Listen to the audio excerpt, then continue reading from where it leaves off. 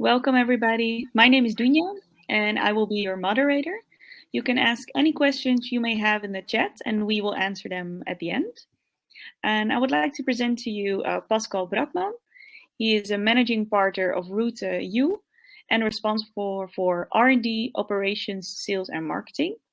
The last 20 years, we saw a dramatic shift from recreational routes as a product you had to pay for towards a free product and a source for content marketing.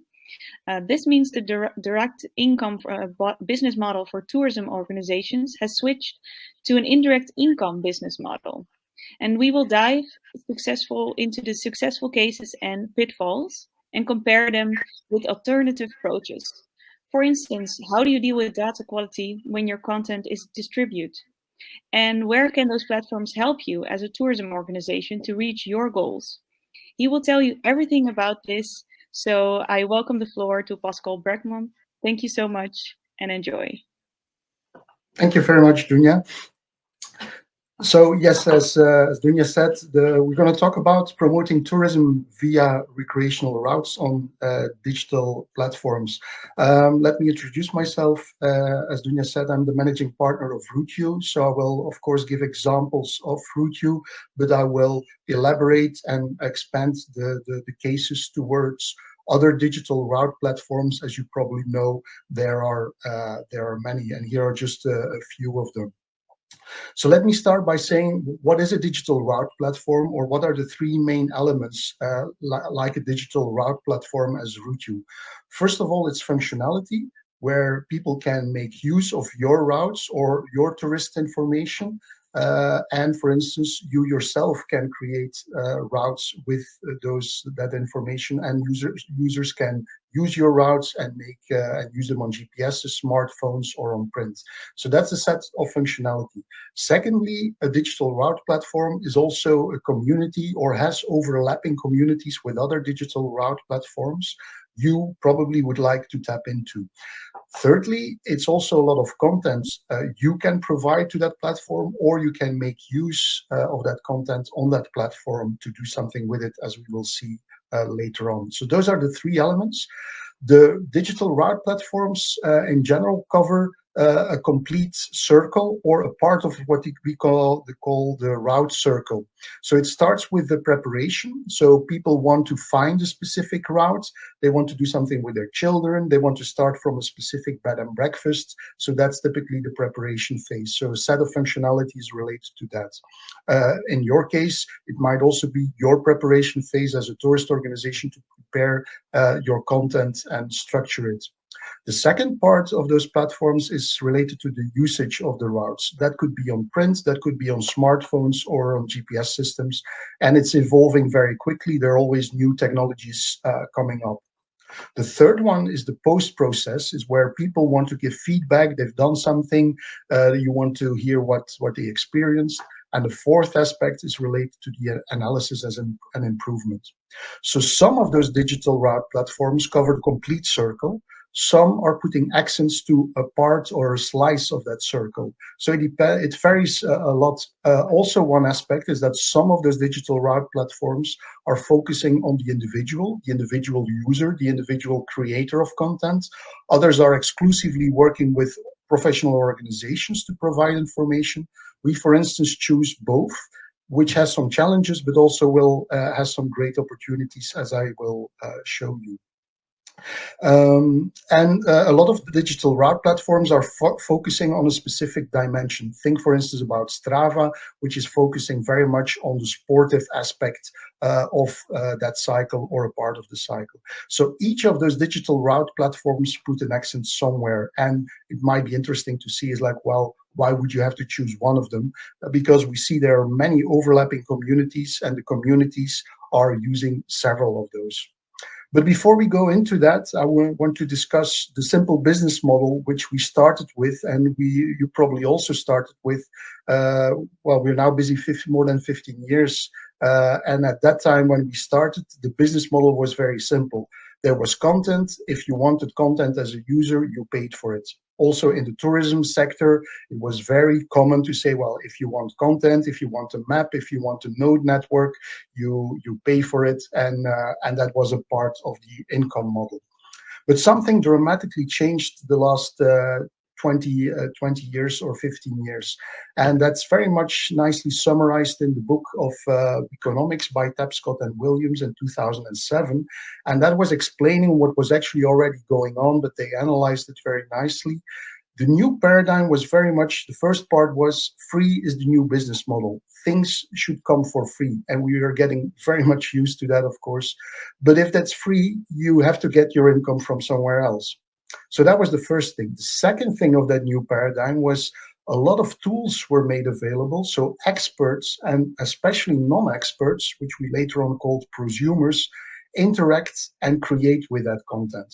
So that was very new because non-experts were also producing content and competing with the experts model. The third element was that community became part of the production process to create something. So that community, of course, that was a cheap way or an interesting way to create that and support that free content model. So that became very much part of the production process and also in the quality control process, as we will see later on. So those are basically the main new aspects of that paradigm. There are quite a few others. But what was the effect of it? Well, the effect of the new paradigm was that a lot of products disappeared, and not even small products by small organizations. One example is Microsoft's Encarta Encyclopedia was completely wiped out by Wikipedia. Teleatlas, a map provider, which was very much focusing on digital maps, got a lot of competition of OpenStreetMap, which we probably a lot of you are using and we are also using. And the Yellow Pages, a book we grew up with, we thought would never disappear, is now stopped with publishing. So these are a few examples what the effect had, that new paradigm had as an effect. So the services on the self-state, we are still looking for encyclopedic information, we're still looking for maps, and we're still looking for telephone numbers. The services stayed, but the models and the products changed. So that's a big change.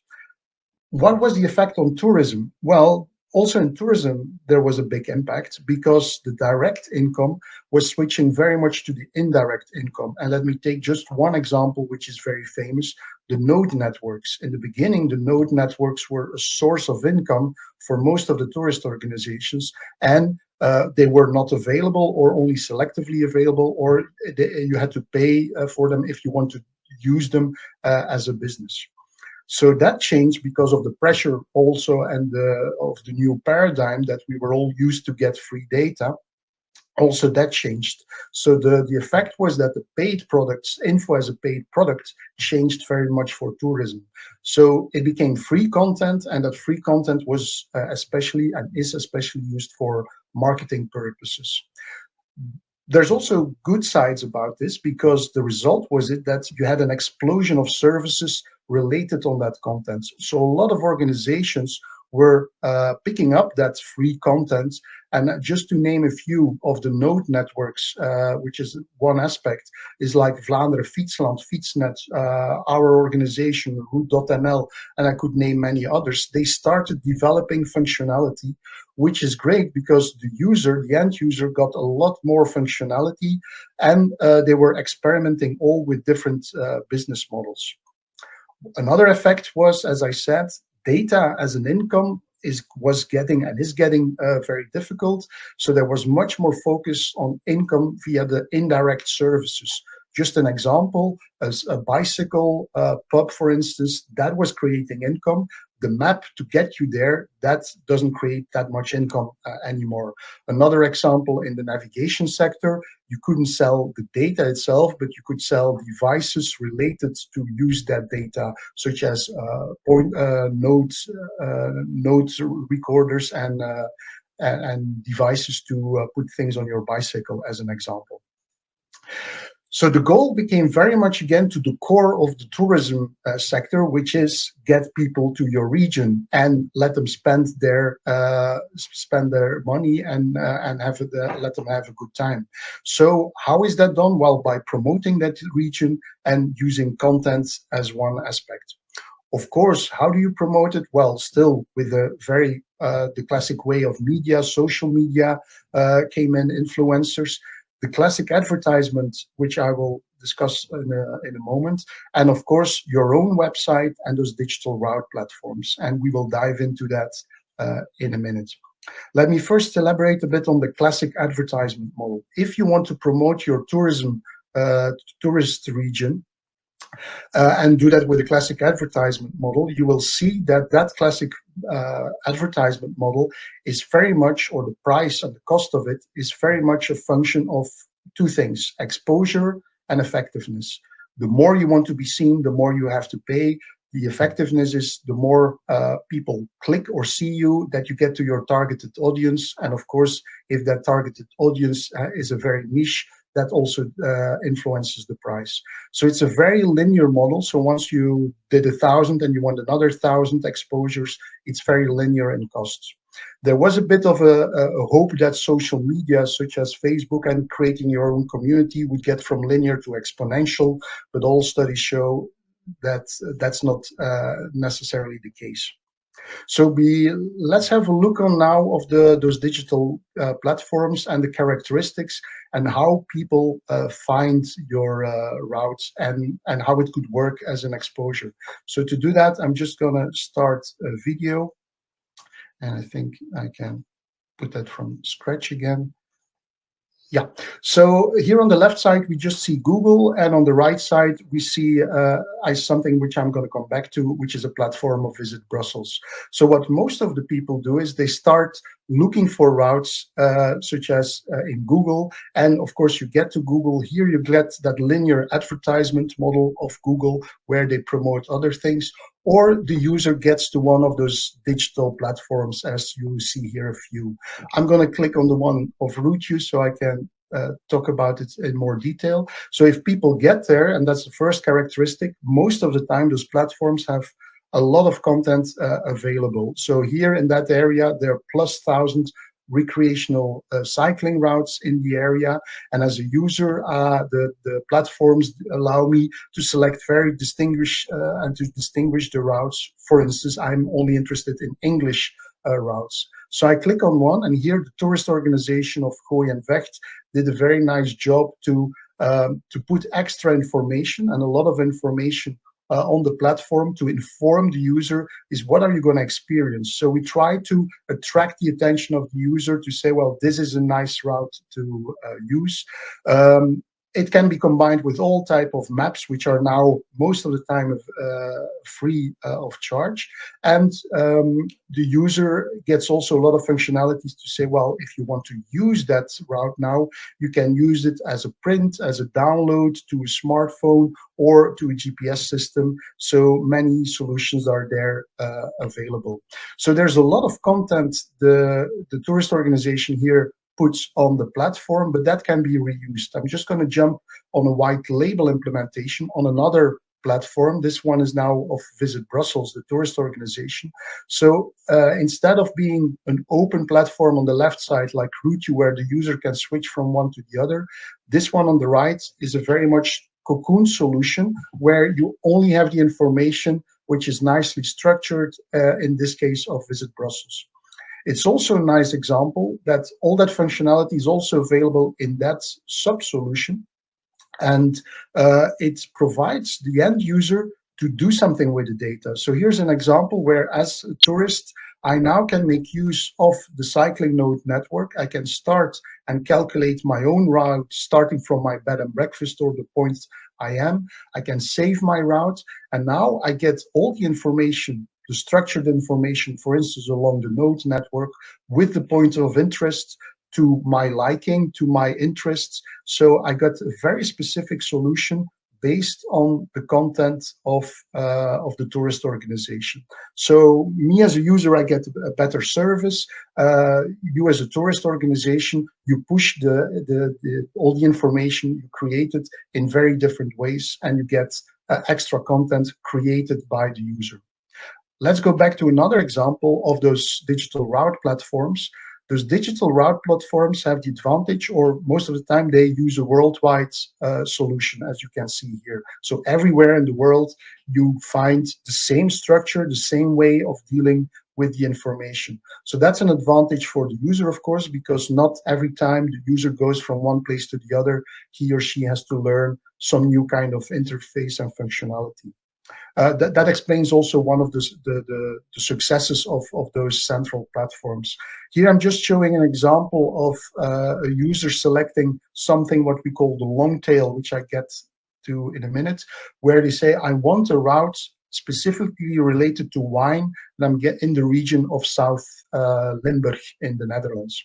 So I get then as a user towards the exposure towards the route of that tourist organization Visit South Limburg. So of course, that's the other part, that you get extra exposure via those platforms. And here's an example of that tourist organization, which has about 500 routes. And let's scroll down and see the exposure gradually growing year by year. And it's now up to 1,200,000 just on this platform. So that's excluding their own platform where they have exposure. So with their content, it's on there, it stays there. So it's not like the traditional advertisement models where you once put it and you pay, well, next time you have to pay again. No, that content is there available, and it stays there available unless there would be a quality issue, of course. So this is an example of exposure.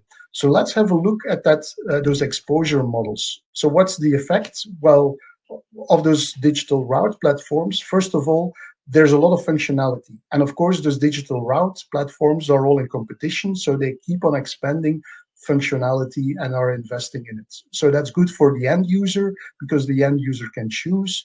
So that's also good for you as a tourism organization, because you can make use of it to create stuff.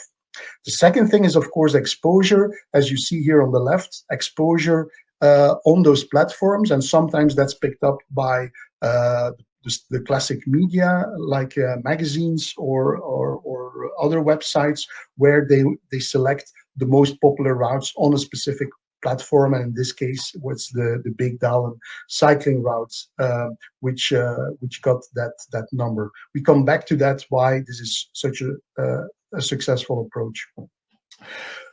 So here's the distribution of what we just saw, Visit South Limburg. So I just checked a few others, and some other organizations, they show a very similar pattern, and it's just linked to the requests and the demand of more routes, recreational routes, especially in the last 2 years we are stuck with.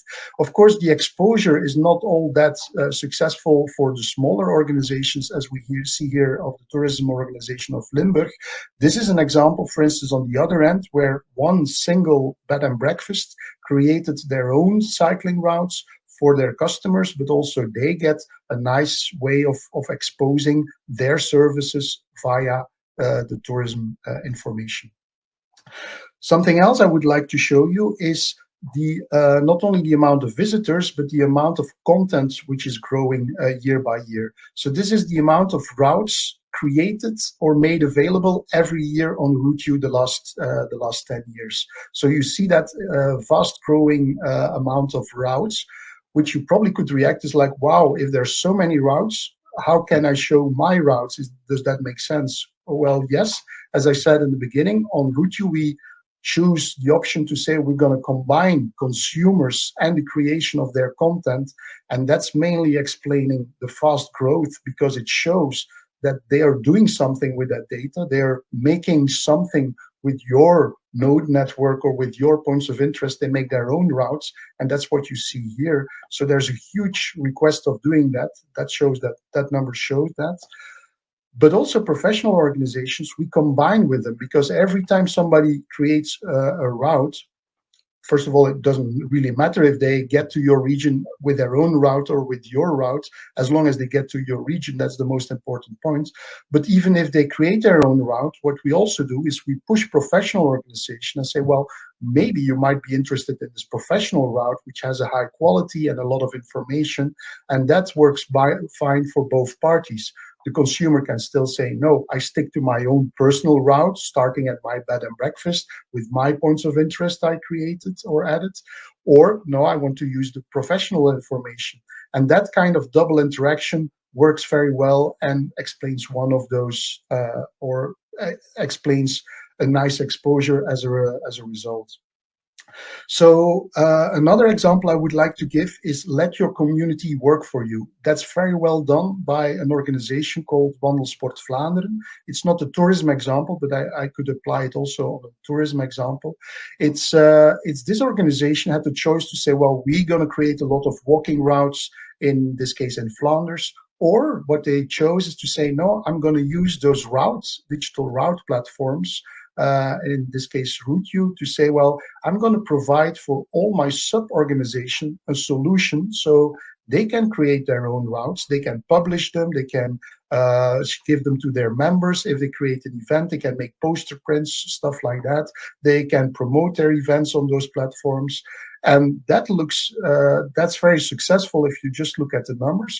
There's 324 organizations, and not all of them, but because there's some good, very productive ones and less productive ones, but they created 15,000 routes for that organization. On each of those routes, there's the label of Wandelsport Vlaanderen, so that's a very good promotion.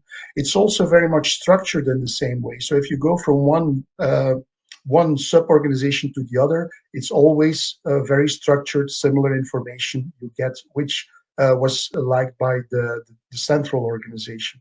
So those routes resulted in more than 500,000 exposures without that central organization to do something. Well, that's not entirely true.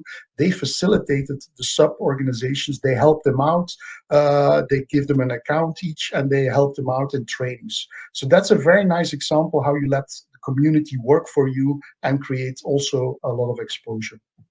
So those are a few examples where you see the benefits, but aren't there no pitfalls? Of course, there are pitfalls with every model. There are a few pitfalls which I would like to discuss here. I'm going to elaborate on 3 of them. The first one is the pitfall of focal points and sustainable tourism. The second one and the third one are very much related to each other, is quality and distribution of your content. There's even a special speech in this conference on this part, so I would recommend you to have a look at it. Let's first discuss the focal point and the distribution of the long neck. What is this kind of thing? Well, the long neck, very simply explained in distribution terms, is that you have very few which are very popular and you have a lot which are less popular. To apply it on books, you have a few books which are incredibly well sold. Think about the top 10. And then you have a lot of books which are never sold or almost not sold at all. So that's distribution. So what does this have to do with tourism? Well, a few years ago, I was presenting at the UNESCO conference about sustainable tourism. And there was a talk of Francesco Antinucci, and he was presenting the Italian musea. At that time, there were 402 operational musea of the state, and 8% was covering 75% of all the visitors, which means that 369 musea had to deal with only 25%, which is a bit a shame of all that beautiful art and culture you can't expose. It's also a shame because you get huge bottlenecks in those musea, those top 8%, as we will see later on. So that's an example of that long neck. Now we see that distribution of the long neck structure of Italian musea also is a very general distribution on tourism places and on recreational routes, as we will see. So I looked at a bit of the data of several organizations on our platform, and you see that similar structure of that long neck of the most popular routes, and then very quickly reducing to less popular routes. But notice that it's the long neck extremity is not always the same for each of them. So it's a model, but it's not the same for everything. And we're going to look into is like, well, why is it more in one than the other? And why should you care? And what can you do about it? That's the other thing. So first of all, why do we have this kind of long neck distribution? For the statisticians, this is called the Pareto distribution, named after an economist who studied it, because he saw that it's also working for the rich and the poor. So that's the same kind of distribution model there. So why do we have this long neck, and why is it so specific? Well, there are 3 reasons. First of all, herd security. we love to do something that others tell us that is popular. Before we were going to tourist shops and we were asking advice, where should we go to? And that was very much distributed. Now we tend to base our decision very much on, oh, there's a lot of likes or there's a lot of favorites on that type of place, so we like that. That seems to be something of our nature. An example of that is we just published at the end of the year the most popular routes. That's been picked up a lot by media, and you see that's something what we like as a human being. The other thing which our mind seems to like is we have to remember a lot of things, so we have only a limited brain. So we try to stick to sticky memes. What are sticky memes? Well, memes is something which sticks in your mind, which you like to transfer. It's a concept which was coined by Richard Dawkins years ago. It's now, the definition is a bit changed with modern media, but that's where it's coming from, and that's how I also keep on using it in that definition. A good example of a sticky meme is this picture here. It's one of the most successful examples, I think, in marketing, in tourism marketing. This is in Limburg, Belgium. A lot of people, even from the US, are coming over just for this picture, just to cycle through the water, as this example here. Look at the previous slide. I'm just going to go back to the previous slide. This big one here shows that huge effect of that very successful marketing aspect. What's the third one? The third one is that algorithms, digital algorithms, optimize and love the long neck. They're pushing the long neck. Examples of Google SEO, search and engine optimization, works like that. The Facebook examples, what you click on and how things are pushed, is very much on optimizing this kind of long neck things. So that's what's going on. So the effect, why should we care about this? Well, the effect is that this lonely place you probably recognize as the troll tongue. In reality, well, you think that this is the very lonely experience you can have. This is in reality the queue, as you probably know, to get that picture. Another example is Hallstatt, which is like a focal point of Chinese tourists, as the example for them of the Alps in Europe. It's stuck to their mind that if you want to see the Alps in Europe, that's the place you should go. If you want to do culture, for instance, in Amsterdam, it's stuck in our mind. We definitely have to see the Van Gogh Museum, and you should, but it's definitely not the only one, and this is the result of it. So, of course, that's why we should care. That's why we should care about the long neck and the difficulty, and especially the sustainability and the capacity. So what's the alternative? Well, the alternative is to push much more the long tail. So that's the other end of the distribution.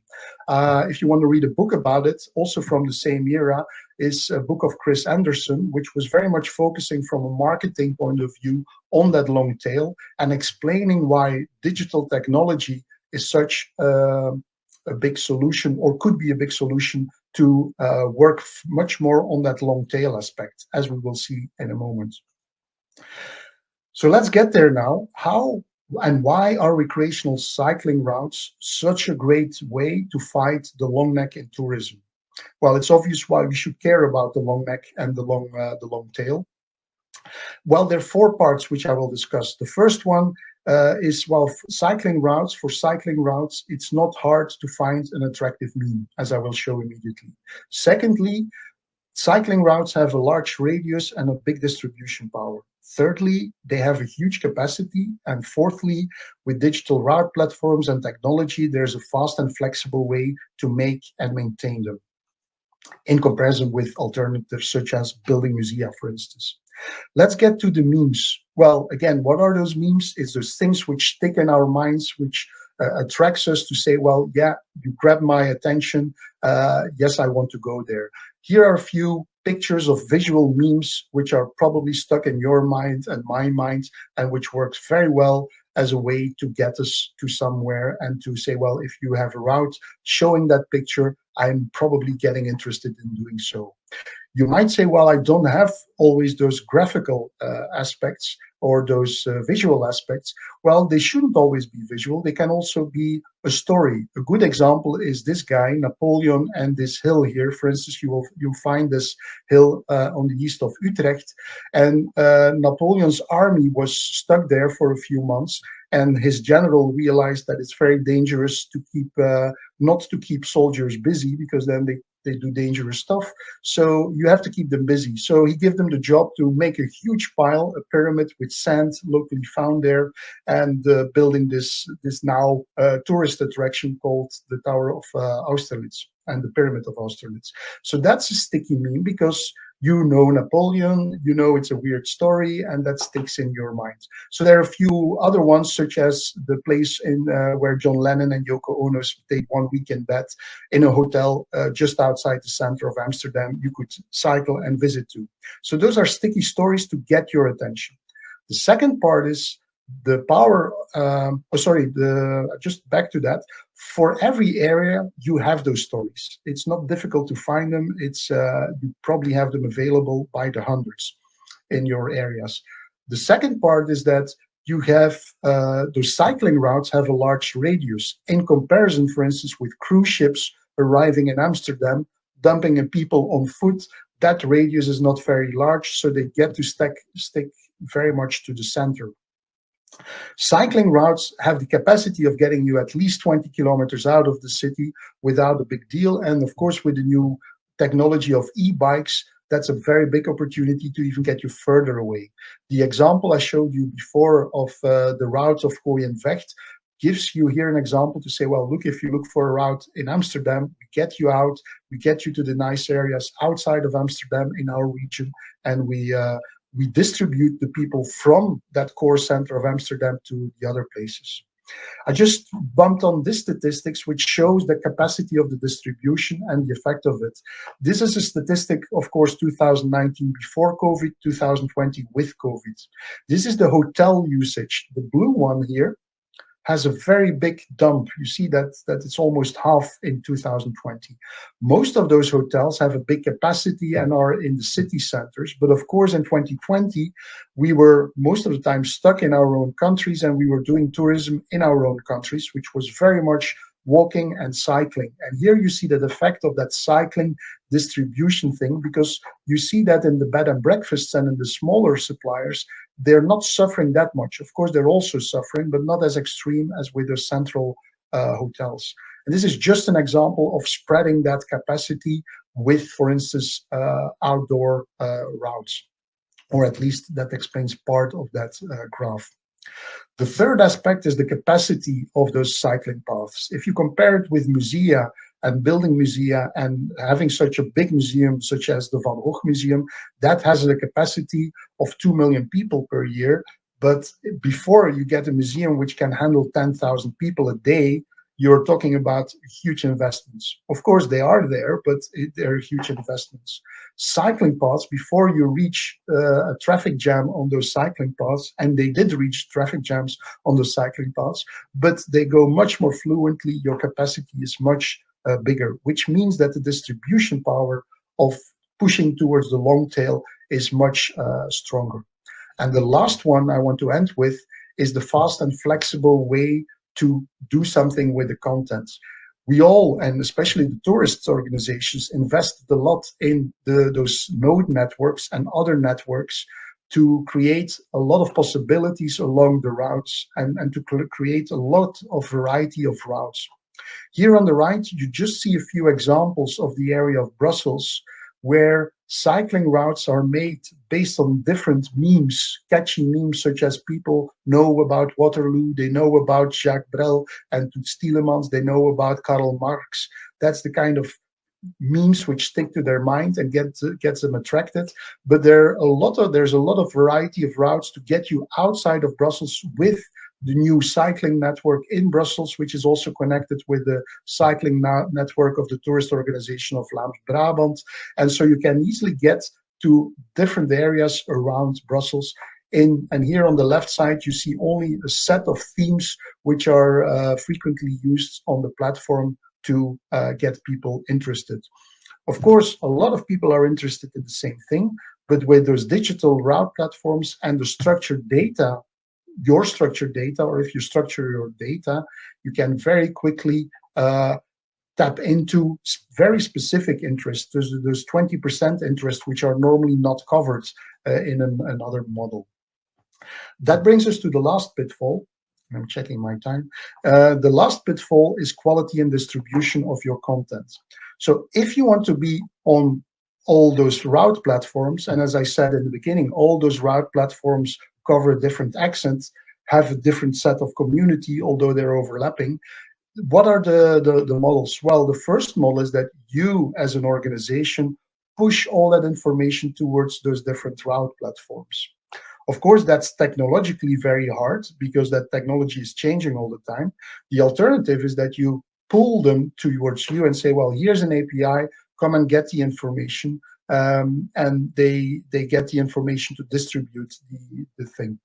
But of course, that focus all on your technology and developing it. So the big organizations are definitely capable of doing that.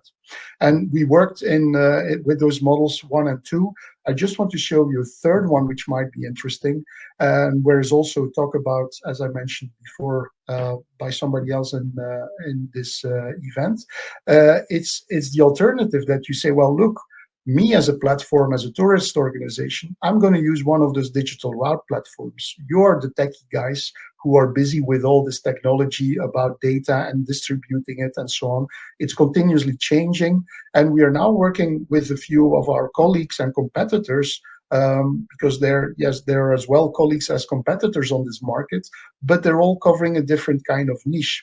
So we develop a technology, and also some other platforms are developing technology to say, well, look, if you push it towards our platform and you maintain your content there, we will take care that is pushed towards the other digital route platforms. And that's something we developed with Node Map Insider. And for instance, now the tourist organization of Antwerp and East Flanders and Friesland, to name a few, are now distributing their content with this kind of principle.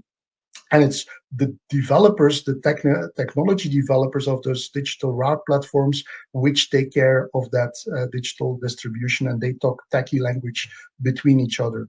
So that's the alternative. So what's the other effect of this? If you put your content on these platforms, you have this kind of extra communities which are interacting with your data. As you've seen before, there's a lot of interaction just on our digital route platform. But if you combine it with others, you get as well the interaction with your routes on your platform as with those others. That interaction most of the time leads to people giving feedback. And that feedback can be used to control quality. So the effect of this all is that, and the conclusion of this all, and then I'm going to end, is that, well, this indirect business model forced us all to rethink a lot of what we were doing since 15 years. I think we're stuck with it for a while at least. I don't see many changes happening there.